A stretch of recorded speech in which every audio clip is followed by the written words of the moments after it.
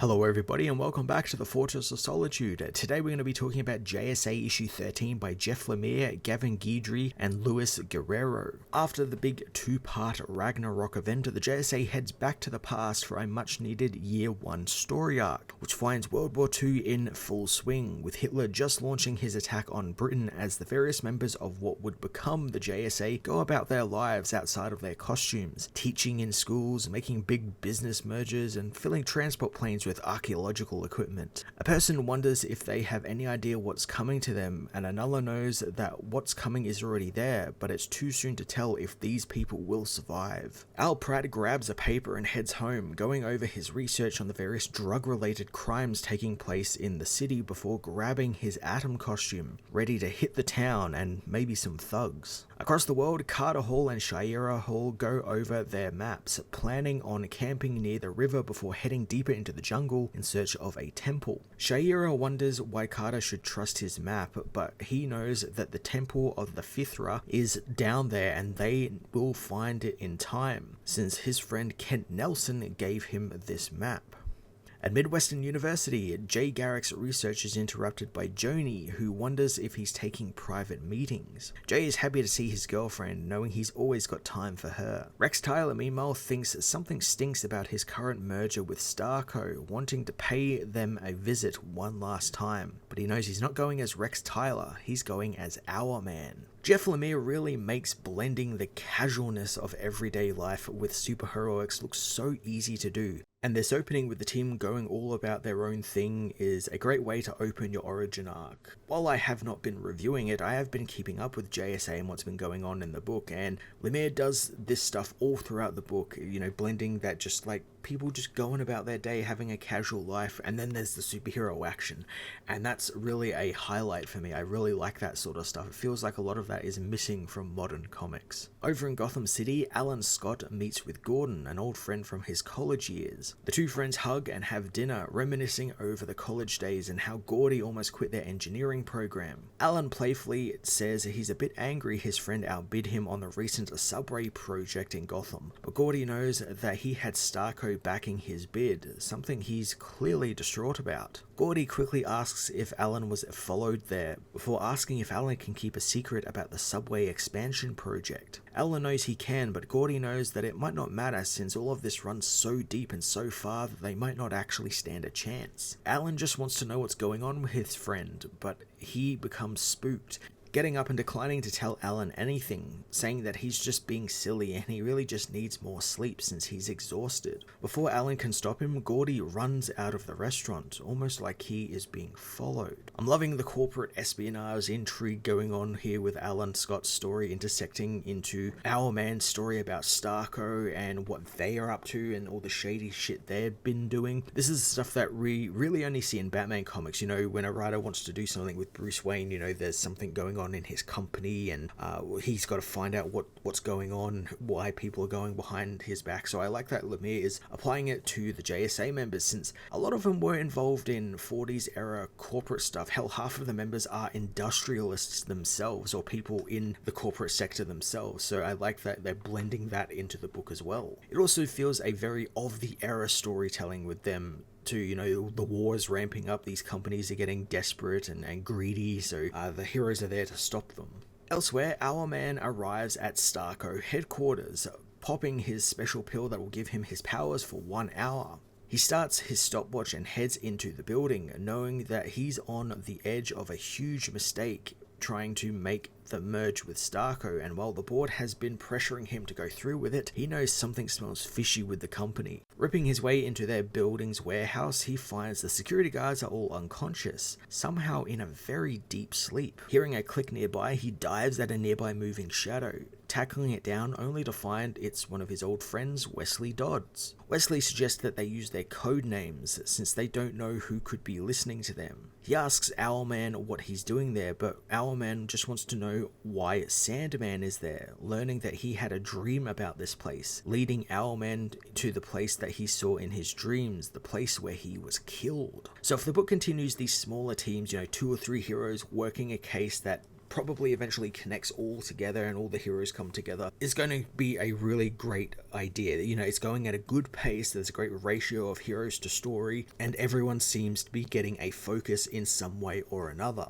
Our old man wants to press on, ripping open another doorway so they can continue their investigation. Across the world, at the border of Ecuador and Peru, Shaira asks why Kent Nelson didn't use this map to the temple himself. And Carter doesn't really know why, since Kent is one of the most cutthroat archaeologists he knows, and he was so adamant that he give Carter this map for some reason. Shaira unpacks the wings and armor, knowing that Kent is losing out on the find of a century. Carter hugs Shaira, knowing he never thought he'd meet someone like her, since it's like they share the same brain. But Shaira thinks that it's more the same destiny that they share, wanting to suit up and do some aerial reconnaissance. Suddenly, Carter is shot through the tent by an arrow, leaving Shaira to suit up alone and go after the would-be assassin, who, as it turns out, is Sportsmaster. Shaira descends on the villain, demanding to know who sent him, but he fires out a net, trapping Hawkgirl in it. Sportsmaster isn't alone, as he's working for Satana, who gleefully gloats about Shaira wandering right into her ambush. She points a gun at Hawkgirl, wondering if she's scared to die, or if she really does think that she will be reborn again and again. Lemire using some old school, very early Hawkman villains for the Year 1 arc is great, and hits that nice balance where I think, like I said before, this is some industrial espionage stuff going on. It's all going to connect up, and so we've got like villains probably working for a larger villain or like one of these companies, and that's bringing them into blows with the JSA. And it's a great idea because you get that corporate espionage, real world sort of stuff, in the heat of World War II. Then you also get the supervillains. The supervillains are there for the heroes to fight one-on-one. It's that physical altercation that they can have while they're also fighting the more symbolic stuff of like what's going on with World War II. It's a nice balance.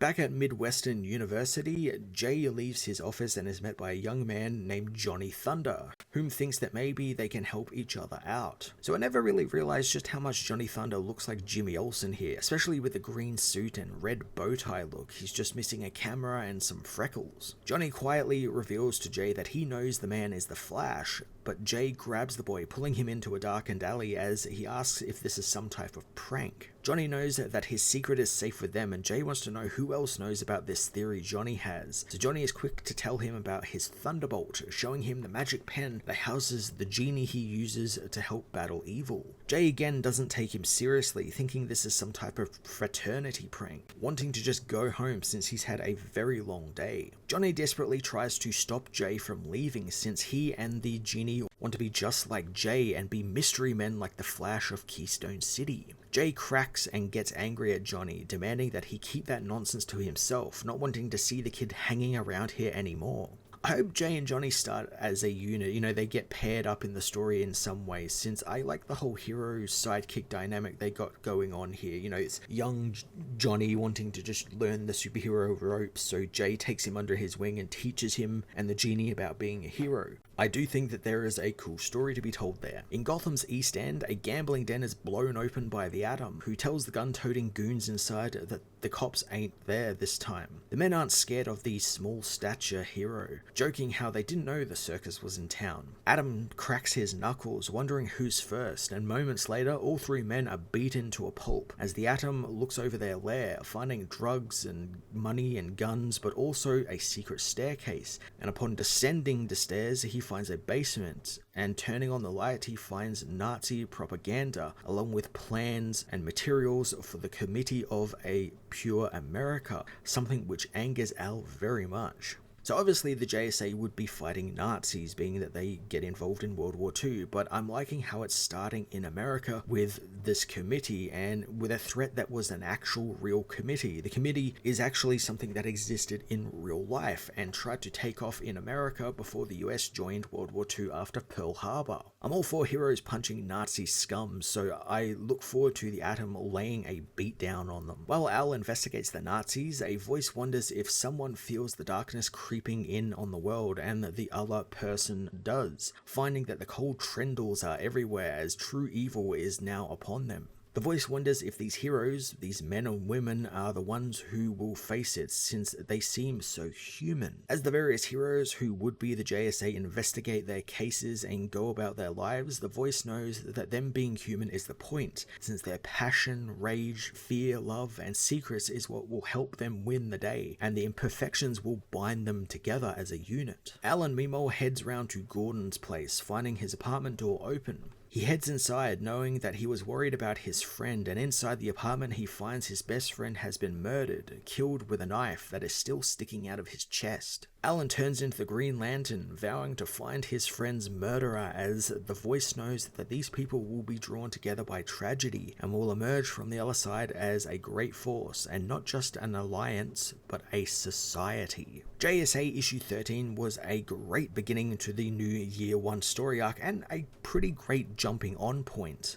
It's looking to show us the origins of the Justice Society of America and how they got into meeting each other in the opening salvo of World War II, and the myriad of conspiracies that have sprung up amidst the war in both America and across the world. I'm really liking the setup that Jeff Lemire is doing with smaller 2 to 3 hero groups doing their own investigations before the big eventual meeting of the teams in the next couple of issues. Works well, keeps everything nicely balanced and exciting, gives each hero a moment to shine in the story as well. I'm going to give this issue a 9 out of 10.